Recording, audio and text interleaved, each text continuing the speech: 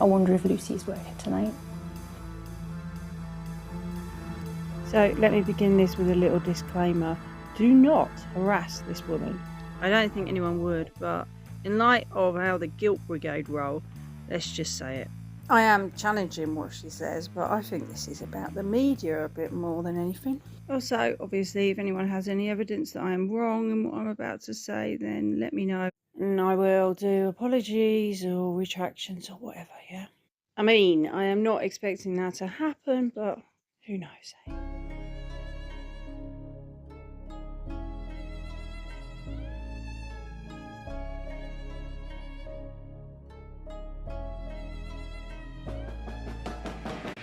Oi oi, fancy seeing you here, eh?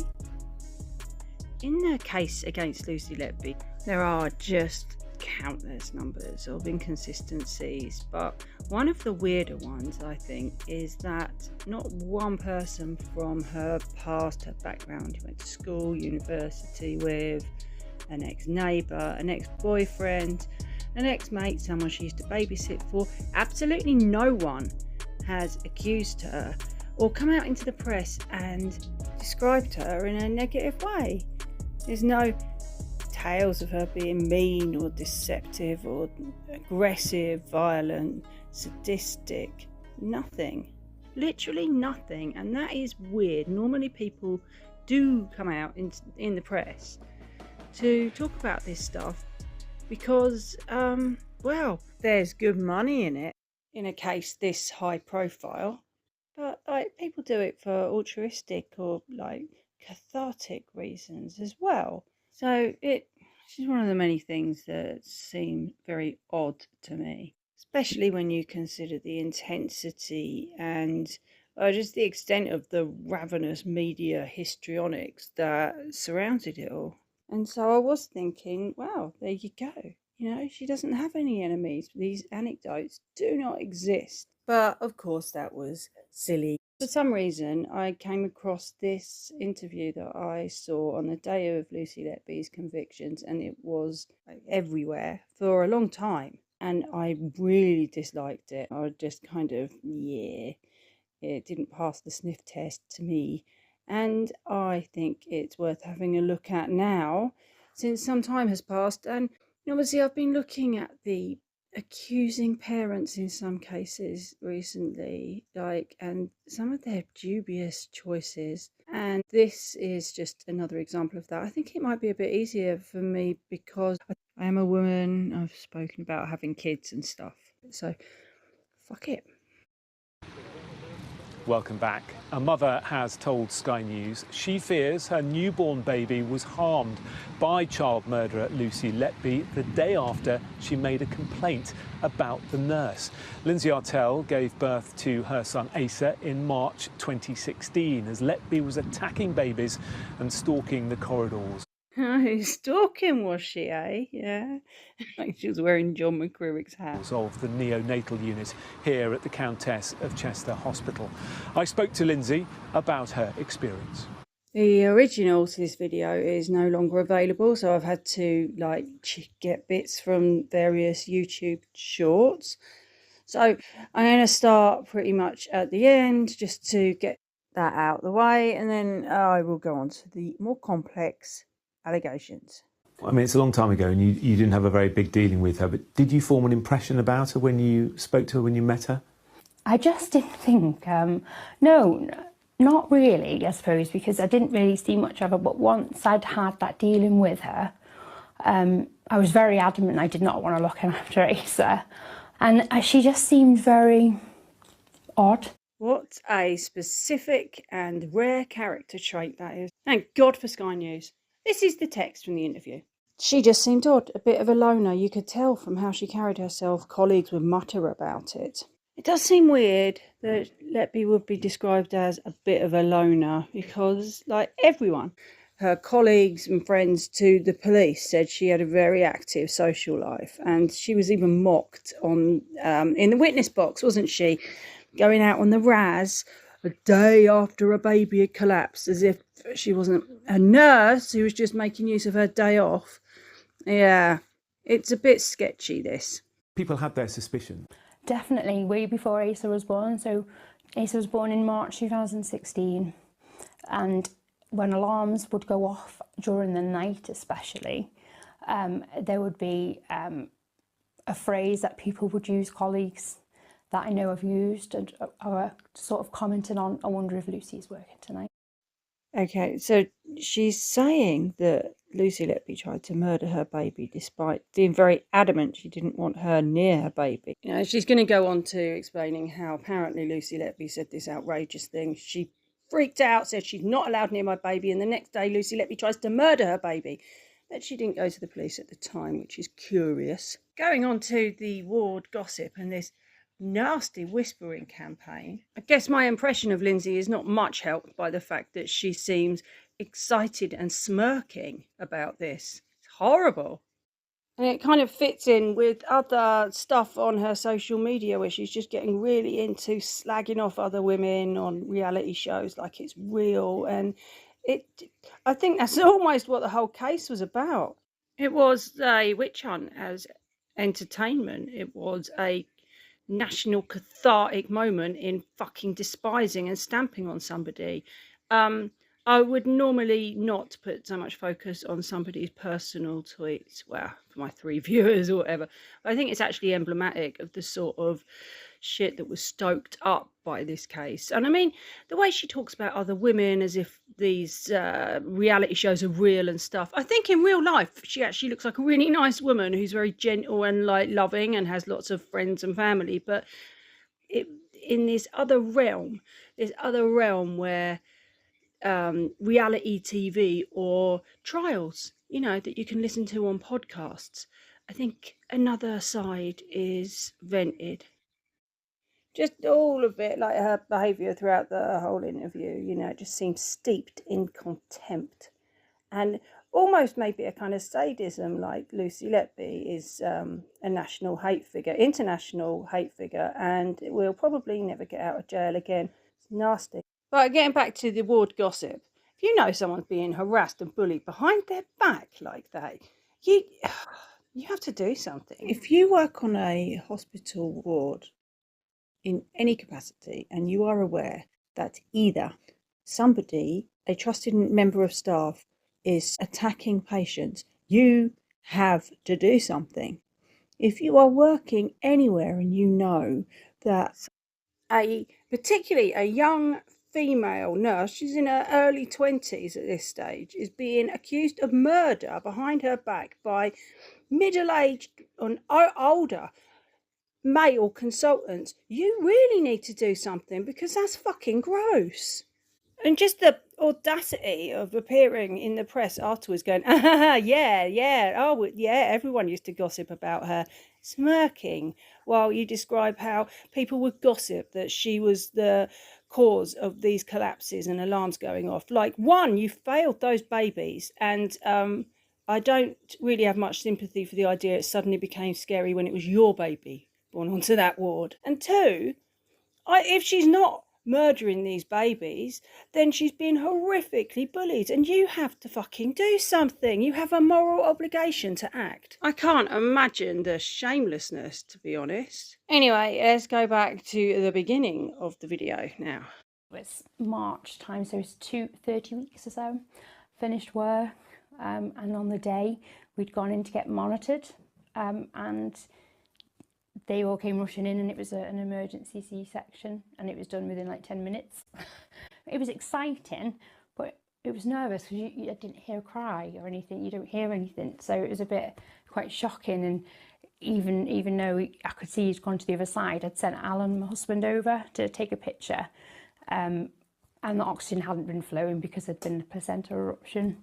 It sounds like she said placenta eruption. Placenta eruption. But I'm guessing she's talking about a placental abruption, which is very serious. Lynsey Artell explains that she had gestational diabetes, she has Crohn's disease, and has had a series of miscarriages. So she's really been through the mill, and it's all gone a bit mental, and I imagine it was extremely frightening for her, especially considering her baby was so ill at delivery. Although, I mean, baby Asa, he's called. Look at him there. He looks like a stonking great baby for being premature. I mean, 30 weeks. I mean, if you didn't know and you asked to guess, you wouldn't guess that, would you? My first baby was born at 42 weeks and a few days, and she looked a lot skinnier than that. That's a whole 3 months further on. Oh, look at him. He's quite cute. My second baby was 38 weeks exactly, and she was a skinny little thing. I mean, it's bizarre when you compare him to other 30-week-old babies you see online. There's quite a difference. It's, well, incongruous until you remember she had gestational diabetes. Because these pictures are from when he had just been born. You can see there he's under the lights to break down the bilirubin in his skin, isn't he? He's a jaundiced baby. So he's probably a couple of days old. So he obviously didn't look like himself, so they had to take him straight off. So I just seen him as they went out, and then I didn't see him later. He was born at 10 to 3, and I'd already seen him at midnight that night. And Lucy Letby was working on the unit at the time. What dealing did you have with her? So relaying the information to my husband, literally of what the doctor had told me that morning. This video, it makes it appear that it's just after she's delivered him and he's been rushed off, and then Lucy Letby enters. It's not the case. He was actually 2 days old when this allegedly occurred. So by that stage, he would have been looking a lot better. Of him, how he was getting on. Like I've said, she wasn't actually Ace's nurse, so she was covering somebody's break. You're entitled to call me a cynical wrong'un, but is this not a handy way of getting around the fact that she won't be recorded in his notes? Overheard our conversation and felt the need to come over and tell us that I'm sorry overhearing the conversation, but I don't like parents getting, their hopes up too much, because you never quite know what could happen. Whoa, that is a really serious accusation, isn't it? A nurse who isn't even your baby's designated nurse, earwigging on a private conversation between you and your husband, directly contradicting the doctor and neglecting her duties to your baby, decides to admonish you for those niggling hopes you've been harbouring. You can just picture her, can't you? Hope, you say? We'll have no Hope. here. I can totally see. Oh, I never knew Helen Belcher was in this. That's interesting. You get your hopes up and the baby dies and you're just going to be disappointed. None of us want to deal with that. Thank you. Not on my watch. Although she did at least apologise for earwigging, because that is rude. I mean, what else? Did she go on her swivel-eyed rant about how the positive affirmations and messages about faith and where there's life, there's hope need scratching down? Yeah? Any of that? Did she threaten you to never fucking dare ask her to change a nappy? Any of that? Shocking. Awful. You'd have thought that's almost a sackable offence. Now, as a parent, I absolutely erupted and was furious. How dare you take that hope away from me? I absolutely erupted. What does it mean to erupt in fury? Okay, so to erupt in fury means to suddenly and violently express extreme anger. Yeah, that's what I thought it meant. The phrase uses the metaphor of a volcano erupting, bursting forth with force, to describe a person's emotions. When someone erupts in fury, it signifies a sudden, uncontrolled outburst of anger. That sounds like something that other people might overhear on a busy and overcrowded labour ward. It's interesting there are no corroborating reports in it. And then, as a professional, yes, because Lynsey is maybe a nursing assistant who worked at the Countess of Chester, apparently on the same ward as Lucy Letby. However, for reasons unknown, this seems to have been universally reported at the time as her being a nurse. I'm saying to the matron and to herself that it was completely inappropriate to take somebody. You can't speak to people like that. I'm there when people get news terminal illnesses.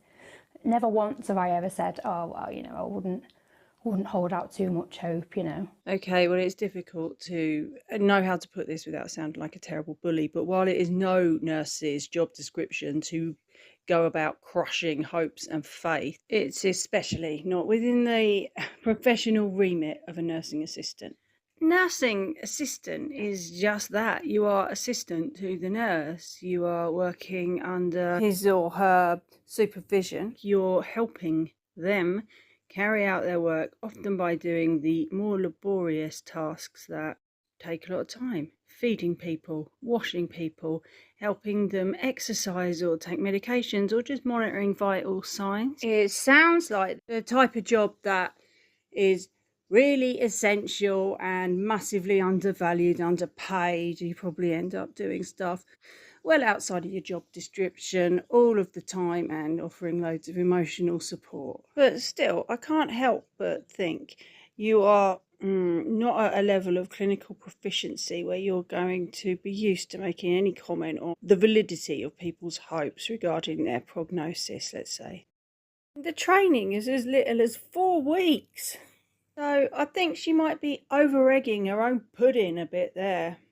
Because everyone needs hope. Well, of course they do. And with health and bonding with your baby, it makes a material difference, doesn't it? And it just doesn't matter. Nurses can't be saying that sort of thing. I mean, Jesus, you'd want to be sure the women have had epidurals, I'd have thought, wouldn't you? I mean, Christ above, any nurse saying that to me, partial paralysis or not, I'd have, well, without wishing to toot my own horn, I'd have dragged her to the floor, doubled her over. Deserted pretzel. It is bang out of order, and given that she made a complaint and erupted, surely we're going to find some evidence of this, yeah? I hate to sound too cynical, but, well, obviously I don't. I mean, really, it's just being realistic. Because let's not forget just how monstered Lucy Letby was being and what a media feeding frenzy was inspired by all of the salacious and gratuitously horrible claims. It was like a fever dream of malicious, sadistic insanity where you even had like daytime TV presenters like Andrew Castle saying how he'd happily pull the lever himself at the gallows. It was nuts. What punishment could possibly be suitable for a situation like this? And I mean, I'd got no problem at all mentioning the death penalty. I'd have no issue at all. I'd pull the lever myself with this one.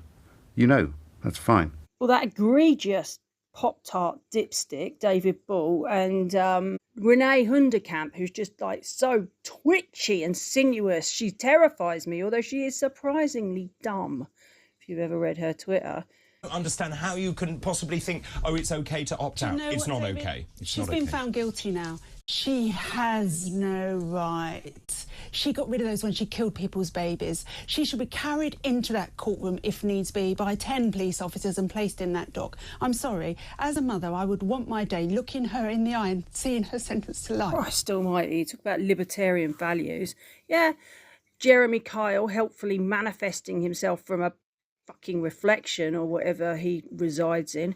Here, man, it's Andrew Pearce gleefully counting down the days for her to get shivved or something in jail by one of the other inmates, because, you know, Tories are big on law and order. You know, they had phone-ins, even loose women, my God. Thank Christ I didn't subject myself to that.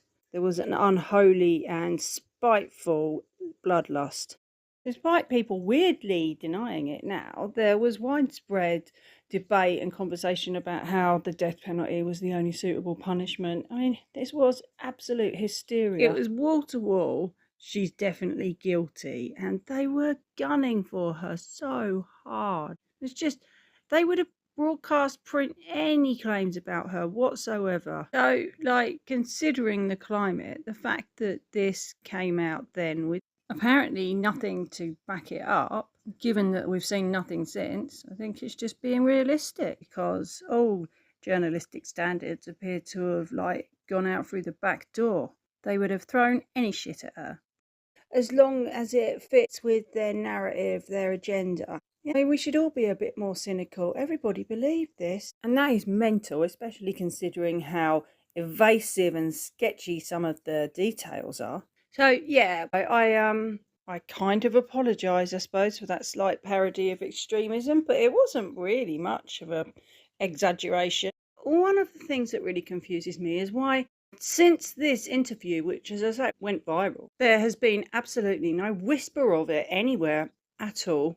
ever, despite a statutory inquiry. So, personally, and with AI, I have searched extensively for the quote itself, for Lynsey with different spellings, Miss Artell, Ms Artell, Mrs Artell, for ASA, revenge, reprisal, insulin attack. There's nothing at the Thirlwall inquiry at all. Now, I guess when the final report is published, I might be eating my words, and if I've embarrassed myself here, then I will be embarrassed. But at this stage, it's not looking good, which seems kind of inexplicable to me. I mean, this was one bold claim, and it gets worse. It definitely seems to outdo the claim by Dr. B. Lucy Letby said, he's not leaving here alive, is he? Because, I mean, I think that could easily just be a sentiment of desperation, not malevolence, because this appears to be sadistic cruelty. This was nearing the height of the whispering and expulsion campaign that ultimately forced Letby out of her job.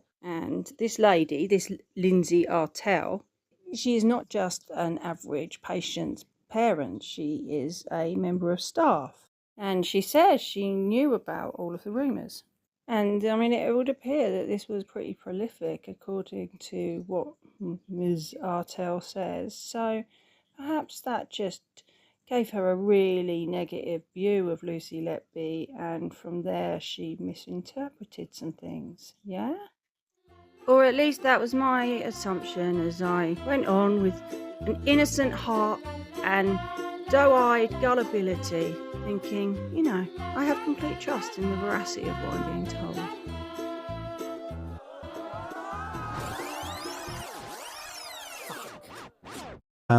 Tell me about what happened the next day. So, unfortunately, off with the kid gloves, and let's have a proper look at what this woman is saying, because I call bullshit. She wasn't a nurse. You know, why wasn't that corrected? There's no evidence that she worked with Letby or on the maternity ward, let alone the neonatal unit. I mean, when she's talking about she's there when people are given terminal diagnoses, like, I wouldn't have thought many of those happen in maternity and neonatal care. People are known to jump onto miserable, horrible cases like this when there's so much sensationalism, especially just to make themselves the centre of it. I mean, obviously, it is hinting at something deeper going on beneath, which is one of the reasons why I'm uncomfortable with this. But look, this from The Independent, it spiralled out of control. The fantasists who pretended to be 9/11 survivors. Fake stories of heroism and grief became so common in the aftermath of the terrorist attacks on the Twin Towers that they came to be known as the 9/11 sign. And as you'll see there, they're listing several people, including a firefighter who, you know, told publicly of pulling bodies from Ground Zero, and just a number of people who exaggerated or just lied about their connection to it, their survival. And it's this guy, Stephen Rananatsi. I don't know how I say that name. Apparently he's famous-ish. I don't know who he is, but he had to put out a statement saying, I lied and I just don't know why, which is awkward.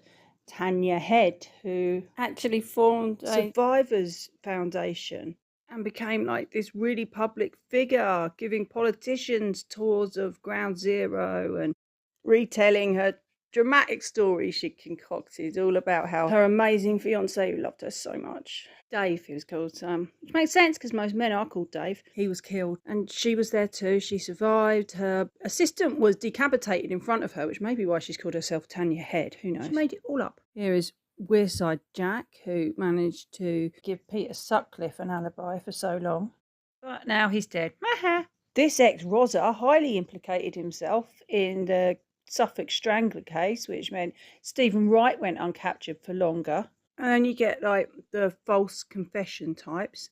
There's loads of variations on this. People wander into police stations sometimes and falsely confess. You know, and the police station have to call up the hospital going, nurse, he's out of bed again.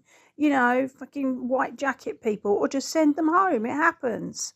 This cretin, child enthusiast, been fantasising so much about being with John Benet Ramsey as she died that the FBI went and collected him from Thailand and brought him home, and he was giving interviews on the plane. Absolute mentalism. He says he's a woman now, so that's all okay. Although he also runs a John Bonet cult, so wholesome. There's the, well, tragic psychiatric case of the woman who believes that she is Madeleine McCann and apparently harassed the family. You know, it's kind of why I feel awkward doing this video, but I don't think that's the case with Lynsey.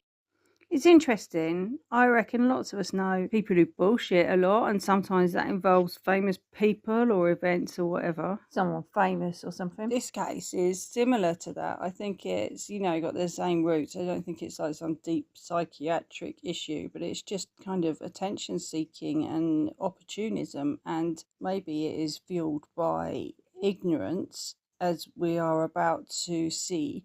But also, I really get the strong feeling there's a grudge going on there. So maybe she has had some interaction with Lucy Letby. Anyway, as we return to what she said, don't think I'm looking down on her for sounding uneducated.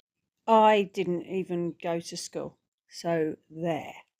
And she's a nursing assistant, isn't she? She's speaking as a professional at times. And this is her understanding. Tell me about what happened the next day. They told me that he'd had some sort of like insulin level. He'd had some sort of insulin level. Or like non-fatal. Or like non-fatal. I mean, obviously. Not like a collapse, but it had caused an issue. So, in other words, his insulin spiked. And he had to have some treatment, probably some more glucose. Is that what they do? I don't know. But yeah, forgive me for making it sound so simple, because this was not the whole story.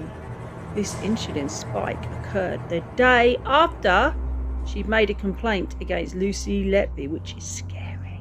And so what Lynsey is describing here is what she believes to have been the attempted murder of her newborn baby as a form of vengeance for her complaint. And, as we are about to hear, this all happened after she had refused to allow Letby to look after her baby. And his insulin level, but said that because I was an insulin diabetic, that mainly could have been why. But I You don't think so. that's true, do you? No. Why do you not think that's the case? Well, because he was starved of oxygen and he was 3 days old. How would he have insulin level so high when I'm not passing him anything? Oh my God. To look at him as a baby when he was born, he was like he was dead. A picture. When he was ventilated, completely different child. So how can oxygen be starved that much that he's half an hour away from death if they hadn't brought him out, and for insulin levels to still stay in This is a perfect demonstration of the press hysteria. Sky News interviewed and broadcast this woman, highly shared, almost viral video of this woman speaking as a nurse, in a, you know, as a professional, all of that, coming out with this nonsense, and nobody said, what the fuck? That doesn't make any sense. I mean, don't they have, like, responsibilities to be somewhat accurate? No? Knowing what we all know now, yeah, exactly. What do you think when you look back on it? Well, I know that the blood gases that were done from Asa, he wasn't getting anything from the placenta from me and hadn't been for a long time. And yet he survived. Incredible. So I stopped taking insulin on the day that he was born. And 3 days later, he's got a level of somebody who's just taking insulin. How has that happened? Okay. How indeed? It's a mystery, except it's not at all, even if you just use Google. Insulin doesn't cross the placenta. And even if artificial is metabolized really fast. So with that and the fact that her placenta wasn't providing her baby, it's all irrelevant. Glucose does cross the placenta, and this means the baby has to cope with all of that somehow, doesn't it? Incredibly, and I was very surprised, pancreas begin to form in the 4th week of pregnancy, and fetuses of 13 weeks gestation create their own insulin. They are able to manage this. They are able to produce all of the insulin they need. The very fact that this lady is having to take insulin tells us that her glucose levels were not balanced. This baby was getting a ton of glucose through the placenta, hence him being so large. That is one of the major side effects of gestational diabetes. And so the baby was used to firing off an awful lot of his own insulin. Being born premature, they're not ready for the world yet. That's why they're in incubators, on ventilators and all of that. They're not ready. And as such, their ability to moderate and control their level of insulin production to meter the glucose is not that sophisticated yet. There you are, done. I mean, why has no one explained this to her? She works in a hospital, for God's sake. Or is it just that she is choosing not to believe the logical and obvious answer? Now, as I often do when I'm looking at something outside of my uneducated oik remit, I asked Grok, and we got into a bit of a row because Lynsey Artell's take has just been reported as true. It's been, backed up by the consistency of the reports, and it all of it comes down to what she has said. There is no other evidence for it whatsoever. But going back to the insulin for a minute, it agrees with me. Here you go. It screams potential hyperinsulinemic drive. It's a neon sign. I did have a theoretical bet with Grok over whether she was telling the truth or not, so sue me. Although, actually, get this, I'd probably wait, if I were you, until I've upped the stakes and win it big. But yeah, anyway, it agrees with me. It's a neon sign. It's fucking obvious. So I don't know why you'd want to believe anything else. And the police investigated? Yes, I did get an email back from them. They investigated it a couple of times, to be honest. So malpractice, yeah. They investigated a couple of times. And she's still banging on about it. And do you normally go to the police about medical malpractice, or do you go to a medical or regulatory body? They couldn't see any evidence of malpractice at this time. They investigated it for malpractice, not an attempted murder, as a form of retribution for your complaint. I wonder if that means there is no documentation of any of this. And you'll always have that question mark hanging over it, won't you, unless you do get those answers?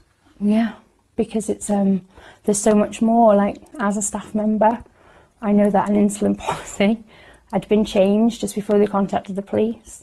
I don't know what that's got to do with anything. And been updated. I would have thought that policies surrounding any drug are updated periodically, but I mean, I am uneducated. This interview is no longer available on Sky News. I don't think there's anything sus about that. I think that's just what they do. But here is Lynsey speaking about how she feels she's been ignored by the police.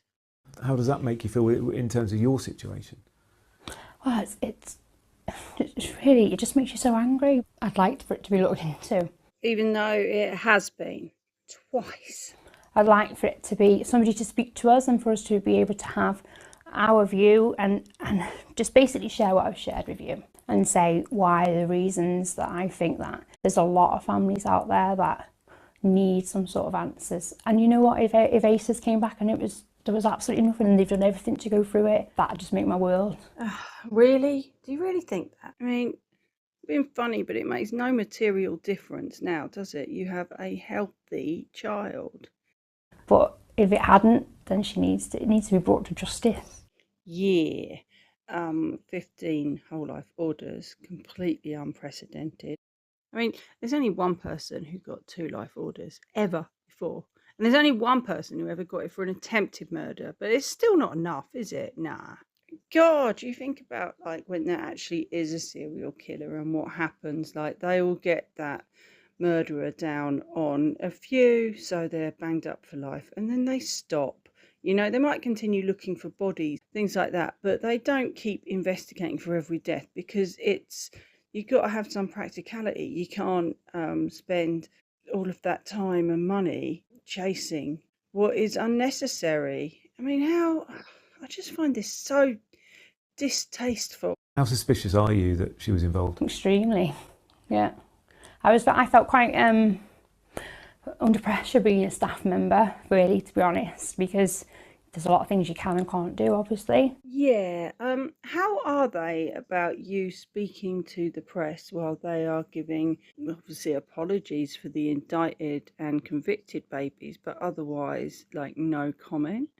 How are they about that? Because obviously Jairam and Breary and Gibbs did it, but their ridiculous allegations were found, and also their consultants, they will always be regarded more highly than you, I'm afraid. But, I mean, is this following the rules? Is it speaking to the press on your unfounded claims with your real name and claiming to be a nurse? Is it? Behind the scenes, seeing things change before police get involved, that opens your eyes a little bit. This is an ominous comment, isn't it? I wonder what she meant. I think they maybe focused on other things like air embolisms instead of other factors. Of course. Like the two miraculously non-fatal insulin attacks, both of which ended in the only few unanimous verdicts of attempted murder. Lucy Letby copped, even though she wasn't in hospital and hadn't been for hours during one of them. I mean, that's the thing about this case, isn't it? It was built upon the strongest, most slam-dunkiest of evidence. Do you think because you made that complaint about Letby, the next day she took out her revenge? It made me feel quite guilty because... Probably not for the right reasons, though. There's 2 babies, or possible, in there, including my son, who could have been victims of hers. So I feel guilty a little bit that I may have drove her onto it or drove something to happen, a bit of anger. You just feel so lost. So I don't know, really, just it's horrific to think of, because you wouldn't think that nobody would be capable of that. Well, you wouldn't. We've heard from so many of Lucy Letby's colleagues, we've heard all about the grievance complaint, and I would have thought on that gossipy ward this would have got back to the consultants fairly quickly, wouldn't you? There is no documentation, third-party information, even if it was just these people were heard gossiping on the ward about it. Nothing, not from the matron, nothing. What's your reaction now you know the guilty verdict? Then a guilty verdict is brilliant for the people who have got some sort of justice. It doesn't bring anyone back, but it gives some people some answers. To say that the verdicts are brilliant for people who've got their answers, yeah, for the indicted babies, when we are talking about 7 dead babies, 1 child with life-limiting disability due to the absolutely fucking appallingly negligent care offered at that hospital, is really distasteful. And yes, I know she didn't mean like they're the lucky ones, at least not consciously, but it seems pretty gross to me. It certainly reads as an opportunistic jumping onto a sensationalist case without giving anywhere near the due thought and sensitivity to the parents and, you know, injured baby, child. It doesn't seem great to me. It doesn't read very well, as if they have answers that she has not been provided with, as if these ridiculous stories of like, well, Lucy Letby probably came in and shoved some air into, I don't know, what was it?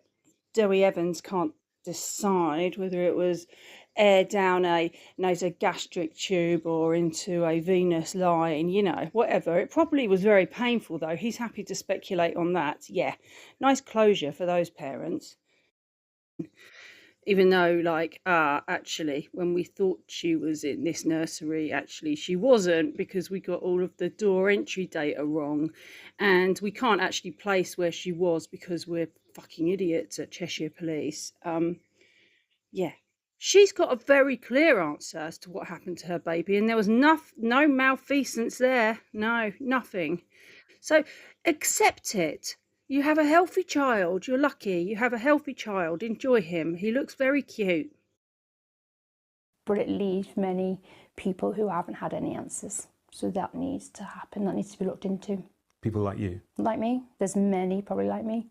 And I'm hoping that me doing this is going to help somebody, and then for them to come and think maybe mine needs looking into as well, because they've got every right for them to be looked into.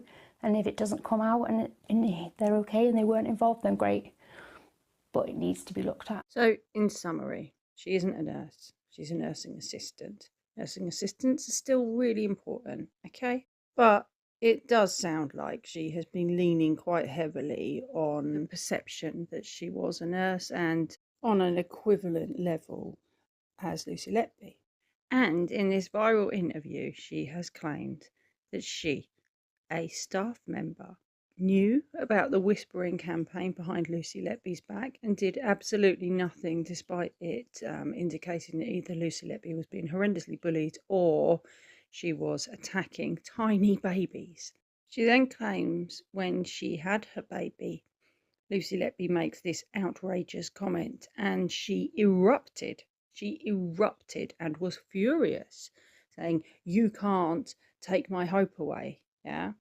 And she also made a complaint to the matron, and according to other reports, I say I can't see the full Sky interview, she said she'd made a formal complaint, and yet nothing has ever arisen.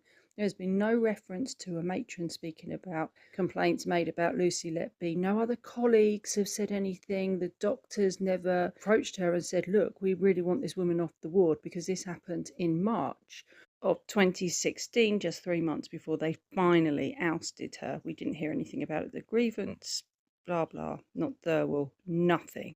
Despite being a staff member and all of the people who've made complaints about Lucy Letby being encouraged to come forward, there has been no word whatsoever, no documentation, no leaks, nothing. She doesn't appear to have spoken at Thirlwell. There's been literally nothing since this interview. Then, the day after, she erupts on the ward, which you would have thought would get attention, and then makes 2 verbal and 1 formal complaint.